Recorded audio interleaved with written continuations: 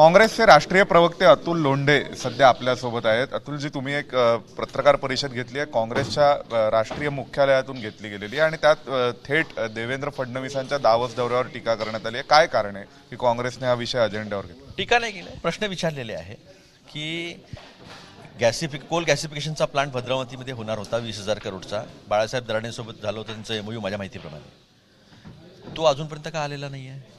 दिघीमध्ये 2,500 hectare तुमच्याकडे जमीन आहे, दिघी पोर्टला मनगावमध्ये, ती अजूनपर्यंत का सेल झाली नाही. विदर्भामध्ये अमरावतीमध्ये 1,000 हेक्टर तुमच्याकडे टेक्स्टाईल पार्कसाठी आहे, ती तुम्ही आजपर्यंत सेल नाही करू शकले.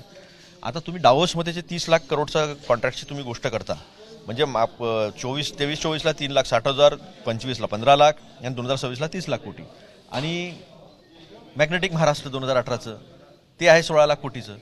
आणि या सगळ्यांमधनं किती रोजगार? लाखो, 50-60 लाख, म्हणजे पूर्ण बेरोजगारी संपली असते ना महाराष्ट्रातली. ती का संपली नाही? आमची माहिती अशी आहे की ज्या कंपन्यांसोबत तुम्ही MOU केले त्यांची कॅपॅसिटी नाही आहे.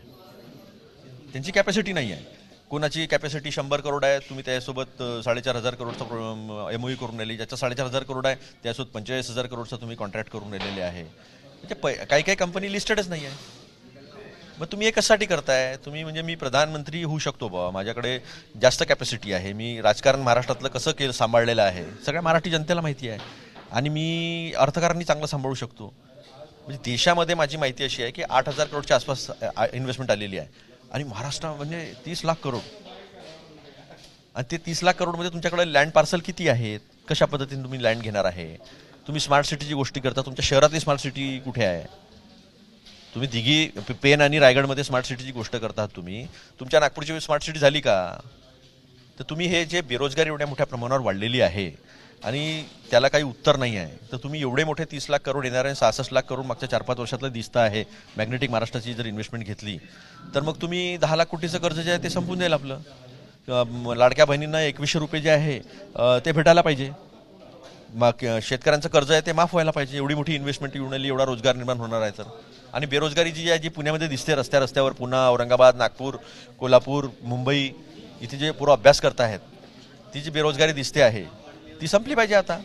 सर, ते त्यांनी म्हटलं की महाविकास आघाडी सरकारच्या काळात पण महाराष्ट्रातल्याच अनेक काही कंपन्यांचे MOUs हे तिकडे जाऊन झाले होते, त्यात बायजू अकॅडमी सारख्यांचा वगैरे समावेश होता. तर मग आत्ताच्याच MOU वर का विरोध नाही आहे त्याला? तुम्ही कुठे जाऊन काय करता? लोढांच्या संदर्भामध्ये प्रश्न उपस्थित झाले की तुम्ही कॅबिनेटला मांडी लावून बसता ना, त्याच्या संदर्भात झाले. तो प्रश्न नाही आहे. प्रश्न हा आहे की ह्या इन्व्हेस्टमेंट ज्या आहे ह्या 30 लाख कोटीच्या असेल तर आमच्या इतका आनंदी कोणीच नाही आहे, पण माहिती वेगळी येते आहे ना. तुमच्याकडे लँड नाही आहे, तुमची सगळ्यात जास्त इलेक्ट्रिसिटी महाग आहे, तुम्ही लॉ अँड ऑर्डर महाराष्ट्रातला किती खराब झालेला आहे. 70-80% कंपन्या लिस्टेडच नाही आहे. कसं मानायचं? ज्यांच्याकडे 100 कोटी आहे त्यांना 1,500 कोटीपेक्षा जास्त त्यांचे MOUs आहेत. कसं शक्य आहे? हे प्रश्न आहे, त्याचे उत्तर द्यावं त्यांनी. सर, एक महाराष्ट्राशी संबंधित प्रश्न आहे. राज ठाकरेंनी म्हटलंय की लवचिक भूमिका घेऊ. जर भूमिका लवचिक असली तर ती स्वार्थासाठी नसेल, म्हणजे कुठेतरी हा भाजपसोबत वगैरे भविष्यात जाण्याचा संकेत आहे. आता असं आहे की भाजप असा पक्ष आहे तो कोणासोबतही जाऊ शकतो. महाराष्ट्रामध्ये अचलपूर आणि अकोट इथे MIM सोबत BJPने युती केलेली आहे. पण ते राजकारण, राज ठाकरे जाती गेले तर कसं? ते घेऊन जातील ना त्यांना. बीजेपी जाण्याचा काय, BJP घेऊन जात असते. BJP पूर्ण संस्थांचा, पोलीस वगैरे वगैरे सगळ्यांचा वापर करत असते. आणि BJP आली वेळ तर आपात धर्म असेल, तुम्हाला कल्पना नसेल, आपात धर्म त्यांना माहीत होईल मी आपात धर्म शब्द वापरतो आहे. आपात धर्माच्या नावाखाली ते काय करू शकतात? MIM सोबत जाऊ शकतात. आमच्या नागपुरामध्ये मुस्लिम लीग सोबत त्याच्या पहिले गडकरी गेलेले आहेत. सर, चंद्रशेखर बावनकुळे म्हणाले जिल्हा परिषदेमध्ये आपल्याला स्वीकृत याची सोय करावी लागेल सदस्यांची. कसं पाहता तुम्ही याकडे? म्हणजे स्वीकृत घेता आलं पाहिजे. ते काहीही करू शकतात. फक्त तुम्ही जिल्हा परिषदेच्या निवडणूक लढताना जो पूर परिस्थिती निर्माण झालेली होती, जे शेतकऱ्यांचं नुकसान झालेलं होतं, त्याची तुम्ही नुकसान भरपाईची पाहणी कशी केली, शेतकऱ्यांच्या कर्जमाफीवर तुम्ही बोलत नाही, MSPवर बोलत नाही, कुठल्या शेतकऱ्यांच्या फायद्याचं तुम्ही बोलत नाही, कॉटनवरची इम्पोर्ट ड्युटी तुम्ही अमेरिकेसाठी पूर्ण 0% आणलेली आहे. तर त्याच्या प्रश्नाला तुम्हाला पहिले उत्तर द्यावं लागेल. ते स्वीकृत सदस्य वगैरे म्हणजे तुम्ही हार मान्य केलेली आहे. म्हणजे मग स्वीकृत सदस्याच्या माध्यमातून आपली संख्या वाढवायची का? असं काही करता येईल का? तसा काही नियम आणता येईल का की राज्यामध्ये ज्यांचं सरकार आहे ते स्वीकृत देतील, किंवा जिल्हा परिषदमध्ये आल्यानंतर आपली संख्या वाढवता येईल का? म्हणजे आपले जर जास्त आले तर स्वीकृत सदस्यांच्या माध्यमातून आपल्याला आपली संख्या वाढवता येईल का, असा तो प्रयत्न आहे. त्यांनी जिल्हा परिषदच्या निवडणुकीच्या अनुषंगानं ग्रामीण महाराष्ट्रातल्या प्रश्नांची चर्चा करावी. सर, आज भास्कर जाधव म्हणतात शिवसेनेचे आमदार की उद्धव ठाकरेंना पाठिंबा द्यावा एकनाथ शिंदेंनी महापौर बसवण्यासाठी, बाळासाहेबांना ती आदरांजली ठरेल. ठीक आहे, त्यांचं काय अंडरस्टँडिंग आहे मला माहिती नाही आहे, पण मेयरच्या सोडतीमध्ये गडबड घोटाळे 100% झालेले आहे.